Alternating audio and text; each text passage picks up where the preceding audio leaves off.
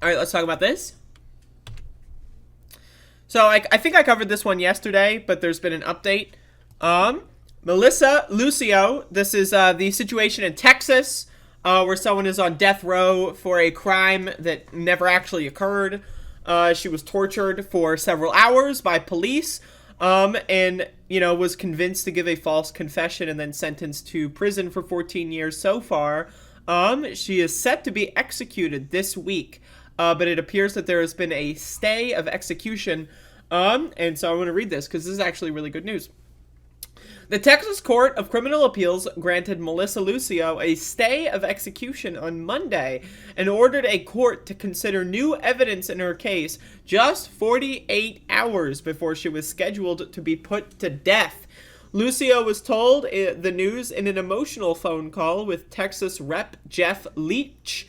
Leach, I'm not sure, where the Hispanic mother of 14 sobbed and gasped, "Are you serious?" Asking. In a statement, the 53-year-old thanked God for saving her life and paid tribute to her daughter Maria, who is in my heart today and always. Lucio's attorneys and supporters also celebrated the ruling, including Kim Kardashian, who called it, quote, "the best news ever."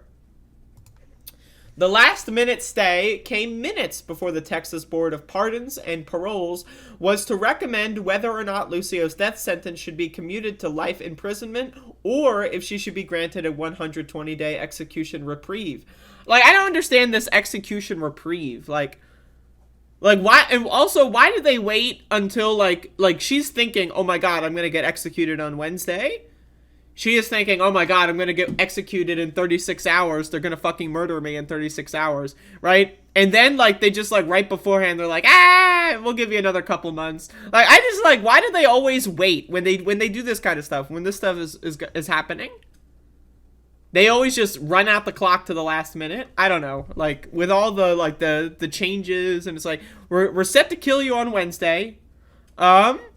But on Tuesday night, we're going to review on whether or not we should kill you on Wednesday or we should kill you in 18 Wednesdays from now. We're not sure. It's just... The last-minute stay came minutes before the Texas Board of Pardons and Paroles. Yeah, I already read that. The parole board said it would not recommend clemency after the stay was announced. Lucio was sentenced to death for the 2007 murder of her 2-year-old daughter, Maria. Her lawyers say she was coerced into a false confession during an aggressive police interrogation, and that scientific evidence shows Maria died from a fall. Now, again, with the Independent here, this is what I'm reading the article on, is failing to mention is that the quote-unquote, interrogation by police was 5 hours long.